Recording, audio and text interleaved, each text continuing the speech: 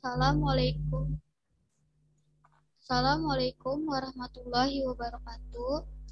Yang terhormat Ibu Syurnita, SE, MAC, AK, CA, selaku dosen akuntansi Akademik Dasar 1. Izinkan kami menyampaikan tentang menyesuaikan akun bab 3 dari buku Vegan Keso. Saya Feby selaku moderator dan anggota lainnya yaitu Siti Safura dan Bagus Maulana akan menyampaikan materi ini. Slide pertama akan dibacakan oleh Bagus Maulana. Silakan. Menyesuaikan akun, penentuan waktu, tahun fisikal dan kalender. Para perusahaan menyusun laporan keuangan secara periodik untuk menilai kondisi keuangan dan hasil operasi mereka. Periode waktu akuntansi biasanya 1 bulan, 3 bulan atau 1 tahun. Periode waktu 1 bulan dan 3 bulan disebut periode interim, sedangkan periode yang lamanya 1 tahun disebut dengan tahun fiskal. Akuntansi basis akrual dan kas. Dengan basis akrual, perusahaan mencatat transaksi-transaksi yang mengubah laporan keuangan mereka dalam periode saat peristiwa terjadi. Basis akrual digunakan untuk menentukan laba neto. Contohnya, perusahaan mengakui pendapatan saat mereka benar-benar telah melaksanakan jasa, bukan saat mereka menerima kas. Akuntansi basis kas, perusahaan mencatat pendapatan saat mereka menerima kas. Basis kas terlihat lebih mudah, tetapi sering menghasilkan laporan keuangan yang menyesatkan. Selain itu, akuntansi basis kas tidak sesuai dengan IFRS, International Financial Reporting Standard. Prinsip-prinsip dalam laporan keuangan. Prinsip pengukuran IFRS umumnya menggunakan 2 prinsip pengukuran, yaitu prinsip biaya histori atau prinsip harga perolehan. Mensyaratkan perusahaan mencatat aset pada harga perolehan atau biayanya. Hal ini benar tidak hanya pada waktu aset dibeli, tetapi juga selama aset dimiliki. Yang kedua, prinsip nilai wajar, bahwa aset dan liabilitas harus dilaporkan pada nilai wajar atau harga yang diterima untuk menjual sebuah aset atau menyelesaikan liabilitas. Informasi nilai wajar lebih bermanfaat dibandingkan dengan harga perolehan untuk beberapa jenis aset dan liabilitas. Prinsip pengakuan. 1. Prinsip pengakuan pendapatan. Perusahaan mengakui pendapatan dalam periode akuntansi saat kewajiban untuk melaksanakan pekerjaan telah dipenuhi atau terselesaikan. Contoh, pada 30 Juni, Dave Dry Cleaning telah menyelesaikan pekerjaannya, namun pelanggan belum mengambilnya sampai tanggal 7 Juli. Artinya, Dave Dry Cleaning harus mencatat pendapatannya saat bulan Juni saat selesai mengerjakan jasa, bukan saat kas diterima, dan memasukkannya ke dalam piutang usaha. Yang kedua, prinsip pengakuan beban. Pengakuan beban dikaitkan dengan pengakuan pendapatan. Contohnya, Dave Dry Cleaning harus melaporkan beban gaji yang terjadi dalam melaksanakan pekerjaan mencuci pada 30 Juni. Yang bersamaan saat Dave mengakui pendapatan jasa.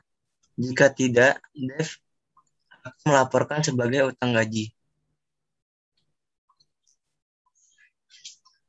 Prinsip pengungkapan penuh.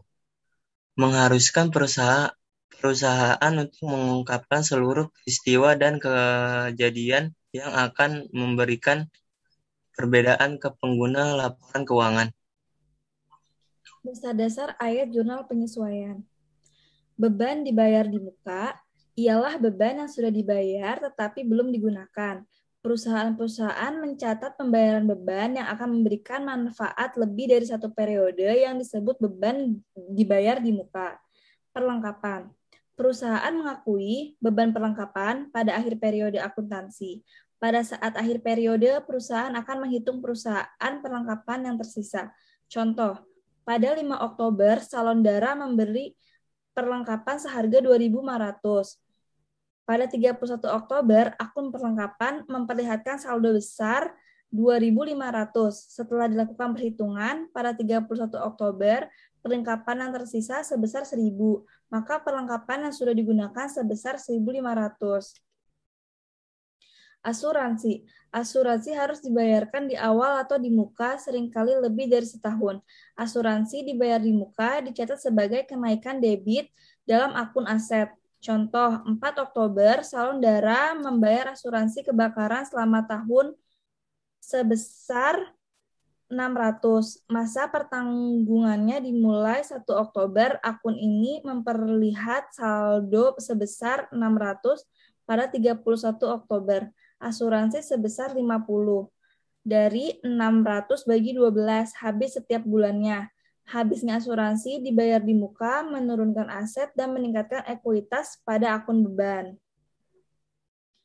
Penyusutan periode layanan dikenal sebagai umur manfaat dari aset, karena bangunan diharapkan memberikan layanan selama beberapa tahun, oleh karena itu dicatat sebagai aset bukan beban. Penyusutan ialah proses pengakolokasian harga perolehan sebuah aset menjadi beban selama umur manfaat aset. Akun akumulasi penyusutan peralatan mengurangi akun peralatan. Contohnya, Salon Dara asumsi bahwa penyusutan atas peralatan adalah 480 per tahun atau 40 per bulan. Akun akumulasi penyusutan menelusuri total beban penyusutan selama umur aset agar persamaan akuntansi tetap berimbang, harus menurunkan ekuitas dengan meningkatkan akun beban, yaitu beban penyusutan. Beban pendapatan diterima di muka ialah saat perusahaan menerima kas sebelum pekerjaan jasa dilaksanakan dan perusahaan memiliki kewajiban liabilitas untuk mengerjakan jasa kepada salah satu pelanggannya. Ini adalah contohnya, kas berada di debit dan pendapatan diterima di muka berada di kredit. Pendapatan yang masih harus diterima, pendapatan atas jasa yang telah dikerjakan tetapi belum dicatat pada tanggal laporan.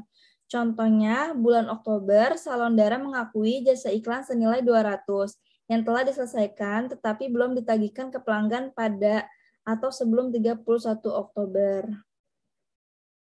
Beban yang masih harus dibayar. Beban yang telah dikeluarkan tetapi belum dibayar atau dicatat pada tanggal laporan keuangan, misalnya bunga, pajak, dan gaji.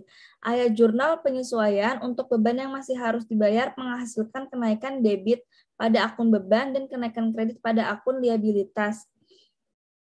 Bunga yang masih harus dibayar. Pada 1 Oktober, Salon Dara mengeluarkan wesel bayar yang waktu jatuh temponya 3 bulan senilai 5.000 yang mengharuskan membayar bunga pada tingkat suku bunga tahunan 12%.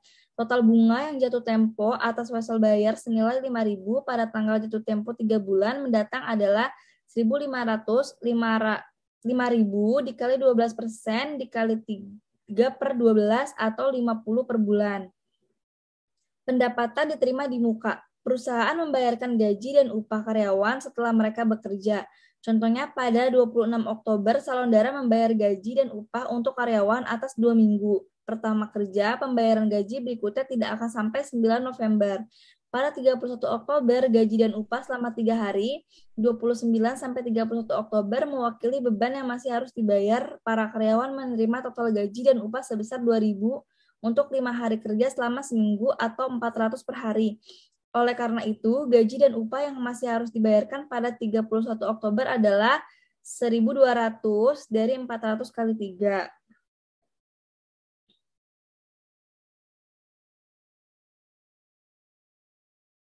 Feby?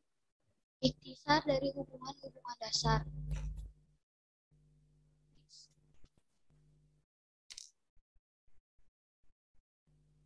pertama itu ada jurnal umum. Jurnal umum ialah seluruh transaksi yang ada itu dijadikan satu seperti yang ada di tabel ini. Selanjutnya,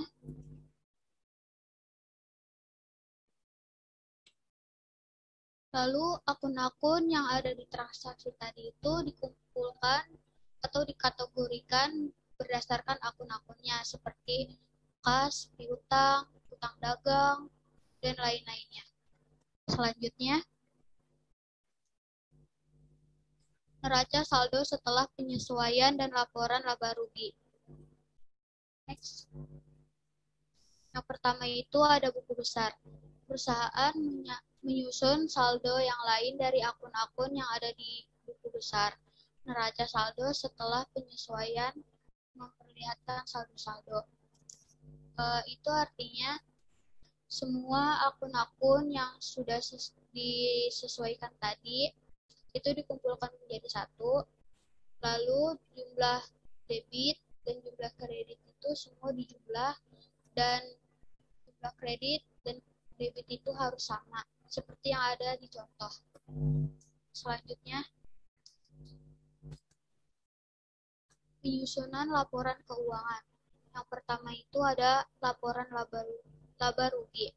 Dengan adanya laporan keuangan ini, pihak atasan bisa mengetahui kondisi finansial perusahaan yang terkini, sehingga laporan tersebut bisa dijadikan sebagai dasar evaluasi untuk langkah kebijakan selanjutnya. Pada laporan laba rugi, seluruh pendapatan. Yang kedua itu ada laporan posisi keuangan. Pada laporan posisi keuangan, seluruh transaksi yang ada di perusahaan tersebut dikelompokkan menjadi 3, yaitu aset, liabilitas, dan ekuitas. Lalu seluruh akun dijumlah dan jumlah seluruh transaksi di liabilitas dan ekuitas harus sama dengan jumlah seluruh transaksi di aset. Aset sama dengan liabilitas ditambah ekuitas. Sekian